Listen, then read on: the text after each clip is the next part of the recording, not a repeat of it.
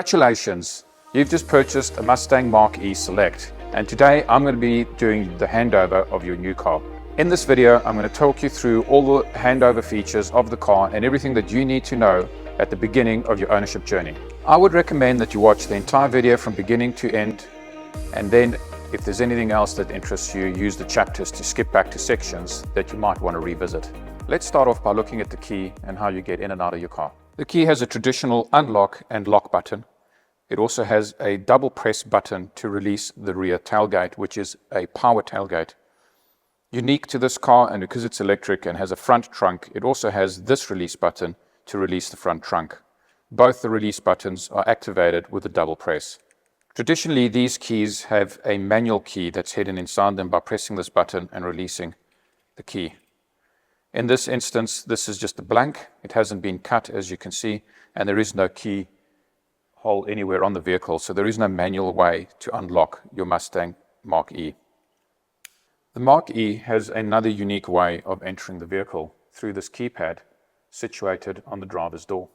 You will receive one of these keypad code cards in your vehicle, and just underneath there will be your keypad code. Once you have the code, you can enter it into the door and it will unlock the car. The Mach E doesn't use door handles. In fact, a lot of electric vehicles have done away with door handles or hidden them so that they can create better aerodynamics. Instead, it uses these buttons to access the doors, and this is how they work. It is fitted with keyless entry. That means that even if the key is in your pocket, as long as you're in proximity to the door, you can simply press the button and the car will unlock itself and open the door. The front doors also have these little handles, aerodynamically designed to allow you to grab and open the door. In contrast, the rear doors do not have this little handle, but they still open the same way using their own button. Once the doors are in the open position, you simply just have to pull them back a little bit and release them, and they will close themselves. This can be a little bit dangerous, and you've got to be careful that you don't pinch your hand in there as the door tries to close itself. When it's open a fraction like this, you can't force close the door. So if I push it this way, it doesn't want to close. You actually have to open it, release it, and then push it back to close it. To open the rear tailgate with the key, double press this button and the power tailgate opens for you. You can also close the rear tailgate in the same way. It is also fitted with an anti-pinch, so if it picks up resistance, it will stop and open back up, so you don't pinch anything while closing the tailgate. You can also use the key to open and close all the electric windows. To do that, you would simply unlock the car and then hold down the lock button and wait until all the windows open. To close them back up, you hit the lock key and hold it down, and the windows will close. To open your front trunk, you press this button twice and it pops open.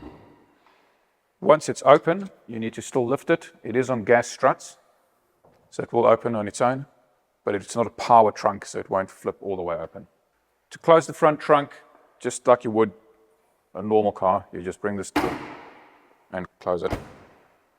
Underneath the front trunk, this button is to open the front trunk from inside the trunk. This storage space can be used like you would use the rear boot of the car to store any item that you want to keep in the car. The only fluids that you'll need to access for the vehicle is your washer fluid bottle, and that's situated just there. You can open it up and top up your washer fluid. This will be filled before delivery by your dealer. The rest of the panels underneath the front of the vehicle only need to be accessed by your authorized technician, so there's nothing else that you need to worry about underneath here. Mach E is fitted with an active front grille, so if you see these slats opening and closing, nothing to worry about. It does that when it needs extra air to come into the radiators. Besides the key, there's two other ways to open your power tailgate. The one is with the release button just underneath there, and the other is the hands-free version, which you swing your foot underneath and the sensor will open the tailgate. Inside the boot of the vehicle, you have these tie-down points that can swivel out, and you can use them as you need them. You also have more little hook areas where you can hook parcels, further tie-down points there, and you've also got this little 12-volt power point that opens up just there. Your Mach E will come with one of these boxes, and inside is your charge cable. This is a Type 2 to Type 2 AC charge cable, which you might need to use from time to time depending on what charging station you go to. Your charge cable comes with these covers, which you should keep on at all times to prevent dust or dirt from getting into the charge cable. In addition to that, there's a clever storage space just underneath here where you can stow your cable away and it's out of the way. This cover has two different settings, but it can also hook up just there and stay in place so you don't have to constantly keep it up while you're trying to access what's underneath it. Our run flat kit, Mach E, does not come with a spare wheel. Instead, you get this air compressor, which allows you to reinflate tires and keep you going. It's called a run flat kit, and I'll show you how it works. If you're ever in a situation where you need to tow the vehicle, you will use this eye bolt. To use the eye bolt, you need to access this little port. To do that, you've got to put pressure at the top, push it in, and then pull it out. It does have this little hook here, which will let it dangle so that you don't lose it. Once that's out of the way, you simply take the eye bolt, fit it in there, and you screw it in. Once it's screwed all the way in, you now have a place where you can tow the vehicle from. Once removed, you hook the two top hooks in place and then just simply push the bottom part and it's tucked away. You also get an eye bolt cover on the front bumper, and that's removed in a similar way, allowing you to access that. This shelf, once closed, can sit in two different positions. This one, or you can slide it in underneath there and put it in the lower position to give you just that little bit of extra boot space. The run flat kit has got two different sections. Section A is for sealing a puncture, and section B is for reinflating the tire. Each section is connected the same way, so you use this connector to plug into either the B or the A, depending on which part of the kit you want to use. A will use the content of this cylinder to seal the tire from the inside. Once it's sealed, it will then connect to the B section, which will pump compressed air into the tire and reinflate it. The resealant container is a use once only, so once you've used it, you'd have to get it back to your dealer and get a new canister in case of another puncture. The charging port door will open whether the car is locked or unlocked. However, you will not be able to insert or remove the charger if the car is locked. This is a wall box charger that you can have fitted to your home. Once you remove the cap, you'll see the letter C written just over there. And you can see on the inside door of your charging door the letters corresponding to the types of chargers that are compatible with your vehicle. C is available. This is the AC charger, so the top section is for AC charging, and if you open the bottom, that is for DC charging. To charge, you simply plug this in. You hear the locks come into place, the lights rotate, and once you see the blue flashing light, your car's charging. You can see by the amounts of little LED that are full that your battery is almost full, and it's just charging this last section just there. The charger is fully sealed and waterproof, so even if you've left this outside somewhere and it begins to rain a little bit, there's no need for alarm. If you need to charge your car and leave it charging, you can simply lock it. And once locked, this charger cannot be removed. To remove it, you'd have to come back to your car, unlock the car, press this button to release the charger, and then remove it. The Mach E can also be charged using a DC charger. This is much faster and will recharge the car quicker depending on the kilowatt outputs of the DC charger. DC chargers start from anywhere from 25 kilowatts all the way to 350, depending on what you can find. Here are some examples of charge times that you can expect depending on the kilowatt output of the charger that you're using.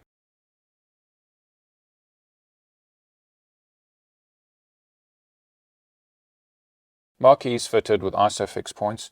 These can be accessed on the two outer chairs of the rear of the car. ISOFIX child seats will clamp to the chassis of the car using these fixed points there and there. They will normally also have a harness or strap that goes over the back of the seats and hooks in on the back of the seat. It's important with the child seat that you read the installation instruction of the child seat that you've purchased and make sure that you install it correctly onto your vehicle. The Mach E is fitted with electric power mirrors that are also heated and have an electric fold-back function. To access the mirrors and set them up, you press the left or the right button, and once that little orange light illuminates, this little controller is then adjusting the left or the right mirror. You can also fold back the mirrors using this button over here and unfold them using it again. This button here is to lock the rear electric window so that if you have children at the back, they can't tamper with the windows. The Mach E is fitted with one-touch electric windows all round, meaning that you only have to press this once and the window will close on its own. Because it's a one-touch power window, it is also fitted with anti-pinch. This is your memory seat buttons, 3 different positions. The way to use them is to first set up your mirrors, your seats, and all your electrically controlled operations. Once they're in the position you want them to be in, you hold and press the memory position that you want to set until you hear that beep, and then it's set. Next time you climb into the car, you simply remember which number correlates to your settings. You press your number and the car will remember the settings. Looking at the driver's dash control panel, starting from right to left. This is your traction control button to activate and deactivate it. These are your rheostat switches to brighten and dim the dash display. This dialer is to control the headlights of the vehicle and put them into automatic, park, off, or the on position.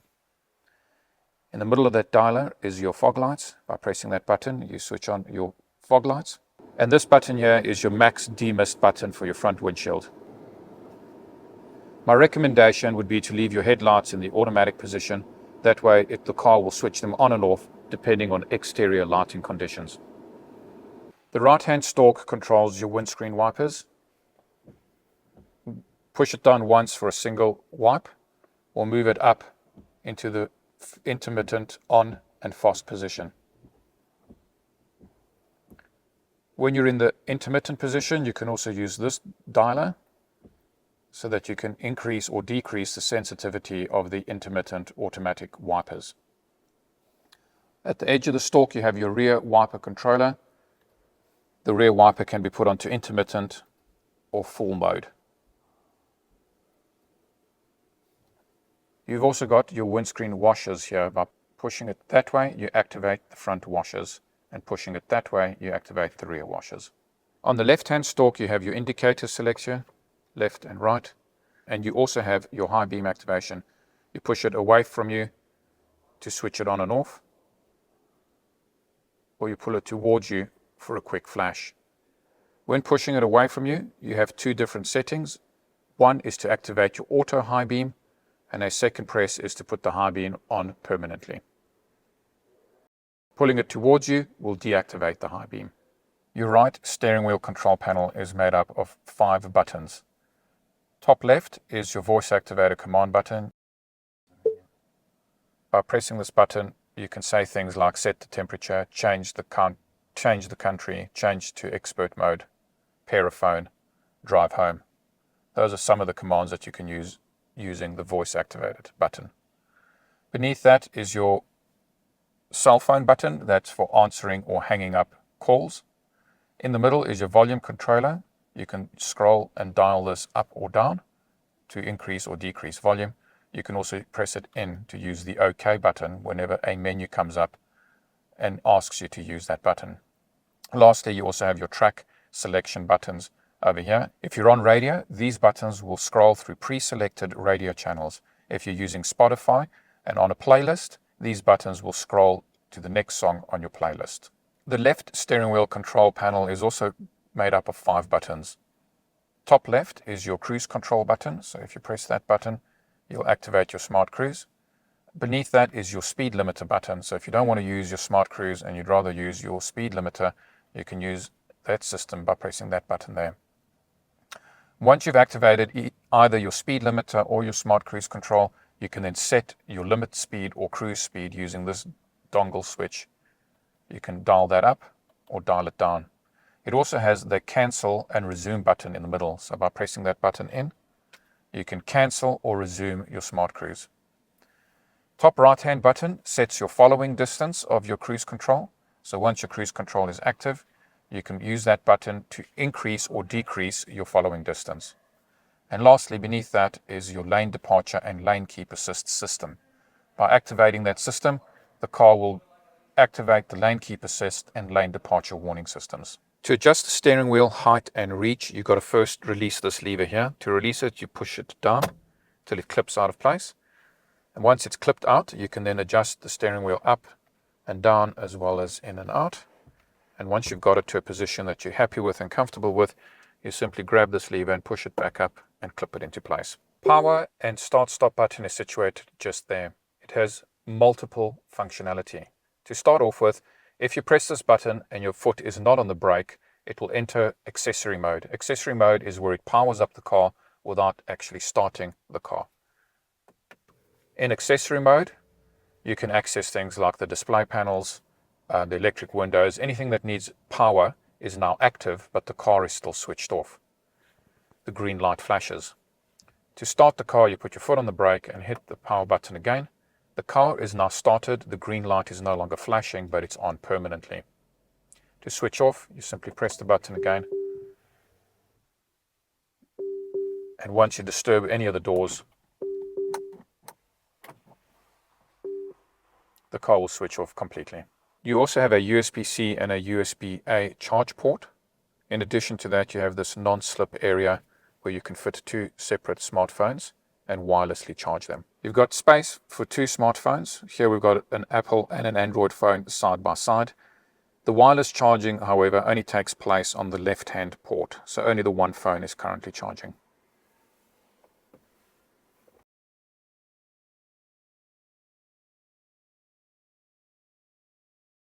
This dialer is your E-shifter.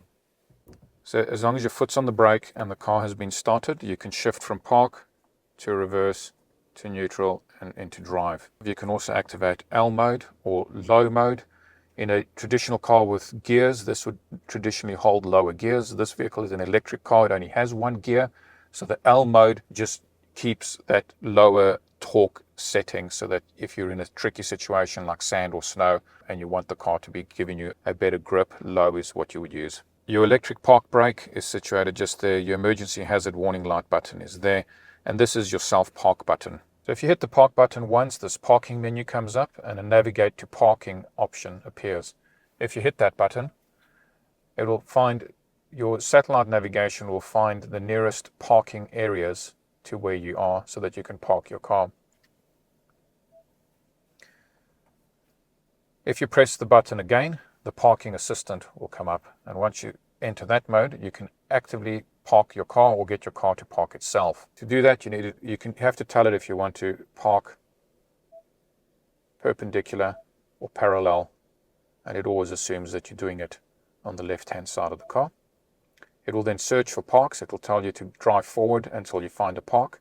Once it finds a park, depending on where you're indicating, it will then prompt you to follow the balance of the instructions so that the vehicle can park itself. You also have a parking sensor button. This is to activate and deactivate your front and rear park sensors. Off, on. Inside the storage compartment, you have a section where you can store your key. You have another 12-volt power point there. You also have this little door that slides over and closes everything off, which then acts as another storage area. And you have your armrest that can fold down and up, depending on where you need it to be.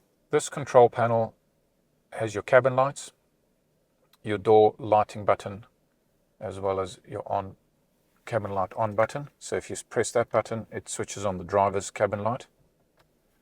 This button is for the passenger cabin light. This button is so that the cabin lights don't come on when you open the doors. That's so that they do. And this is so that the cabin lights come on and stay on. Just there, you've also got your passenger airbag warning lights, letting you know if the airbag is on, if it's off, and if it's detecting something that's too light that shouldn't be there. And just behind that, you have your sunglass holder, which pops out there. Once the car is on and powered up, the green ready light will come on. To the left of that is your handbrake indicator light. In the center, we have the smart cruise settings. That's your following distance that can be set from 4 to 3 to 2 to 1 being the shortest. You also have your ground speed gauge, your traffic sign recognition button there, your set button. This means that your cruise control's on and it's waiting for you to set it. You also have your gear selector positions on the right.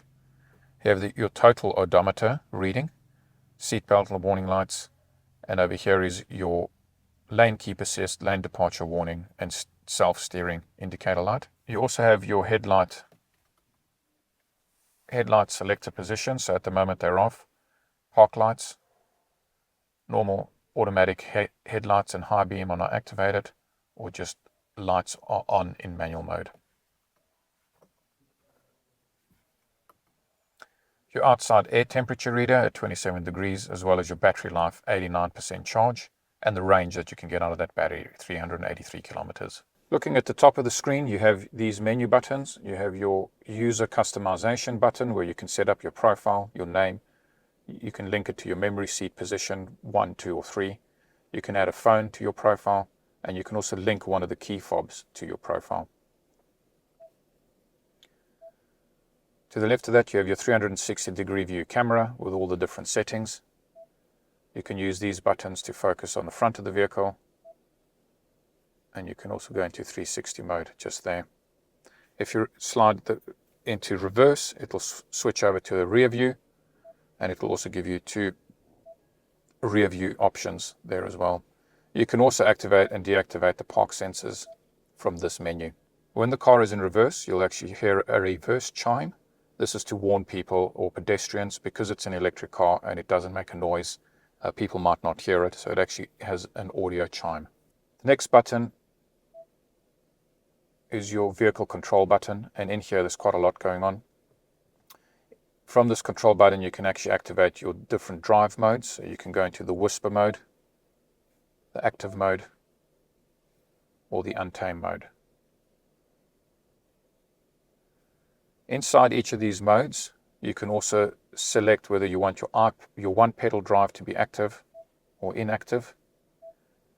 You can ask it to have a propulsion sound. Some people find electric vehicles to be a little bit too quiet, so the car synthesizes propulsion sound, making noises that a normal car would make as it's moving along to make it feel more familiar. You can also activate or deactivate your auto hold. At any stage, if any of these buttons don't make sense, you can just hit the information button and it will explain what each of these functions do.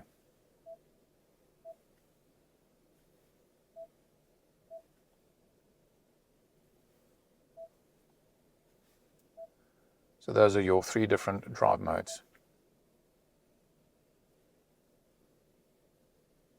You can also from here open or close your front and rear tailgates.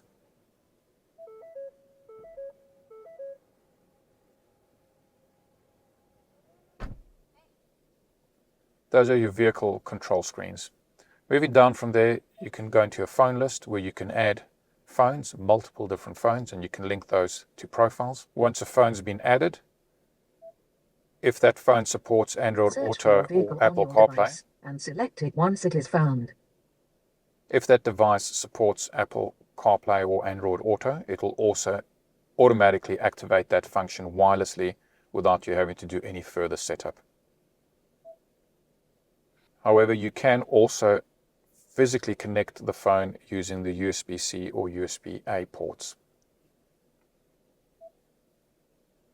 In the driver assist menu, again, you have your auto hold functionality where you can activate or deactivate it. You can also select from normal cruise control to adaptive cruise control. You can also activate your lane centering and your predictive speed assistant. Predictive speed assist predicts upcoming road curves, turns, or changes in speed limits and adjusts your vehicle speed accordingly.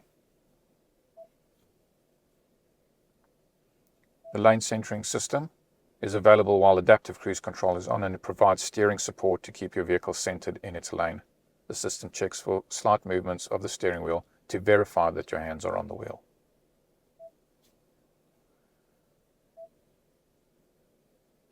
Like the rest of these menus, they all have this information icon. Using the information icon will explain to you exactly what each button does. So at any point, if you're unsure, just use that I button and get some information. You can also expand the menus using these drop-down windows. Under pre-collision assist, you've got distance indications, you've got automatic emergency braking, evasive steering, and alert sensitivity, which is another drop-down inside that drop-down. And you can change alert sensitivity from high to normal to low. There is a lot going on in these menus, so the best thing to do is to play around with them, use the drop-downs, switch them on and off until you understand which features you want on and which features you want off. Similarly, as you scroll down the left-hand side menu buttons, more and more options become available to you. There's a vehicle screen, a general screen, connectivity, software update screen, your Ford Assistant, and your valet mode. Enabling valet mode will lock the system using a 4-digit PIN selected by you, the user. The same PIN must be entered again to disable valet mode and unlock the system. Finally, you have your home button in the top right-hand corner. That brings up some more traditional screens like your radio, your phone, your navigation, your media, your Apple CarPlay and Android Auto if you have a compatible device paired and selected, your charging options, your tire pressure monitoring system, where you can plan your trip, your owner's manual, and your sketch pad. Just like the rest of the menus have an information button, the owner's manual is a digital online manual that can tell you everything you need to know about your Mach E. That can be broken down into categories, and using these menus you can navigate the owner's manual and find what you need, or you can just search for what you're looking for.